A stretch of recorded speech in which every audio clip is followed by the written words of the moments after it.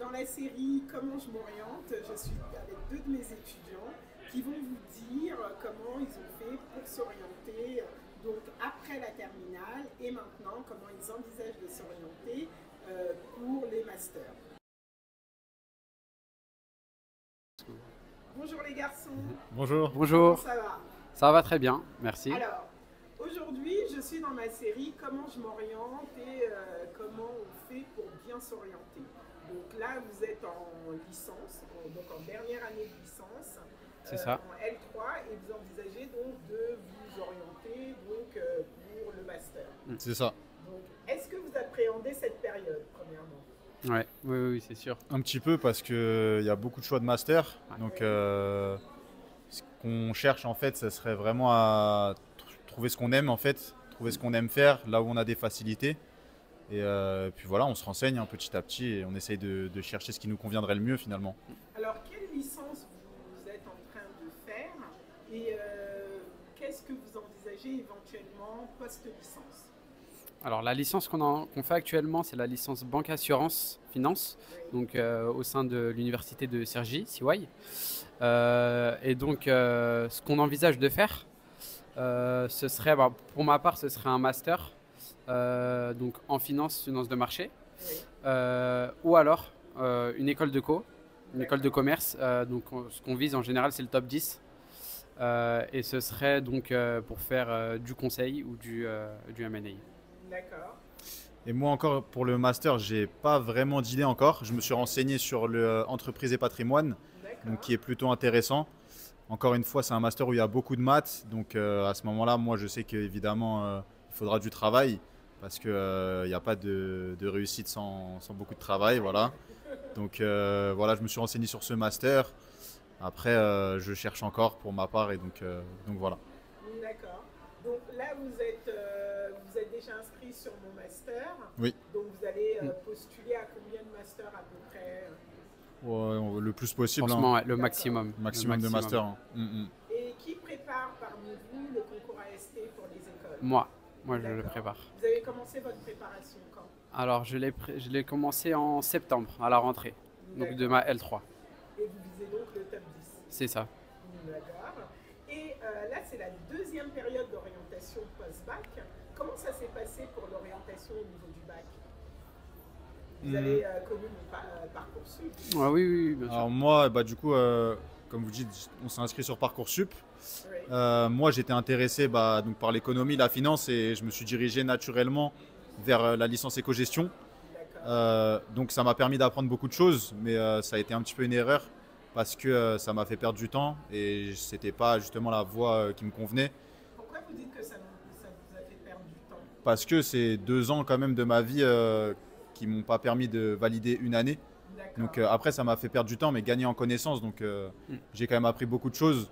Donc sur les maths, je vois aujourd'hui, je suis dans une licence où il y a des maths, mais j'ai beaucoup de facilité. Donc ça m'a servi. Donc, donc si je comprends bien, quand vous étiez en terminale, vous avez donc postulé en licence d'éco-gestion. C'est ça. Vous avez été accepté. Oui.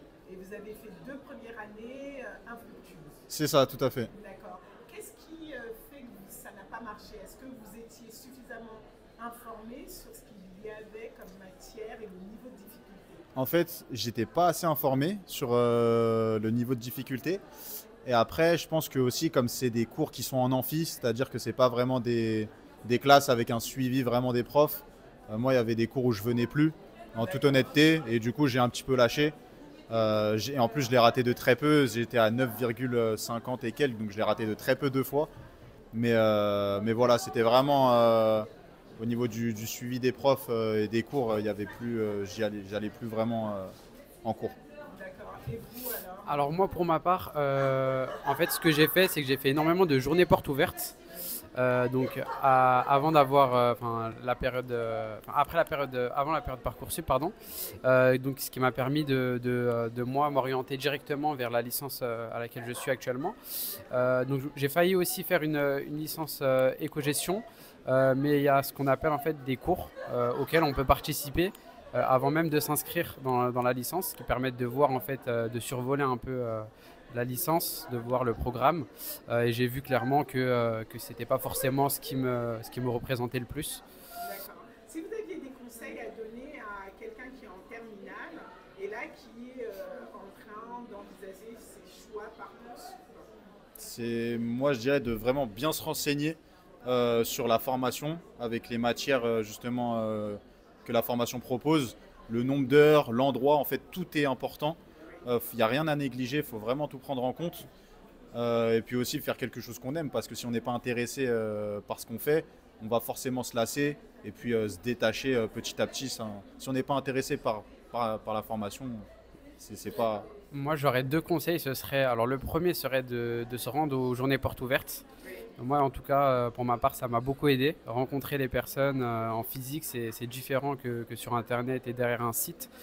Et ensuite, ce serait vraiment de se préparer à l'avance. Et en tout cas, moi, de viser des secteurs qui ne sont pas bouchés. Je sais qu'il y a beaucoup d'étudiants qui, par exemple, vont dans des secteurs comme le marketing, qui aujourd'hui, voilà, ce sont des secteurs qu'on peut... Oui. Donc voilà, en tout cas, moi, ce que je peux conseiller, ce serait vraiment de se renseigner à l'avance, savoir quels secteurs sont bouchés, quels secteurs embauchent, et puis faire quelque chose qu'on aime, comme l'a dit Ryan, c'est très important aussi. Alors moi, je vous ai eu en réorientation tous les deux. Ouais. Et je me souviens que la première année, j'ai été très ferme, je ne sais pas si vous vous souvenez, sur le fait qu'il fallait que vous réfléchissiez bien pour savoir si vous étiez à votre place. Est-ce que vous estimez que vous avez été suffisamment accompagné, avant moi bien entendu, pour votre orientation? Alors personnellement non. Avant de vous avoir rencontré, non, en tout cas, je l'ai toujours dit, les étudiants, on a quand même un manque d'accompagnement vis-à-vis de notre orientation. D'accord. Ouais. Après, c'est aussi la famille. Moi, j'ai ma famille qui est beaucoup aussi, qui m'aide beaucoup quand j'ai besoin de faire des recherches et tout, notamment ma maman. Donc à ce niveau-là, si j'ai besoin d'aide ou de conseils, je peux me tourner vers elle. Donc, mais sinon, à part ça, non, pas d'aide de qui que ce soit. Donc là, on est ensemble pour mon master, comme vous savez. Donc on a déjà envisagé un certain nombre de masters. Moi, vous savez bien entendu ce que je pense de chacun de vos choix pour l'instant. Et je ne peux que vous souhaiter donc beaucoup de réussite. Merci beaucoup. Merci. Merci à vous.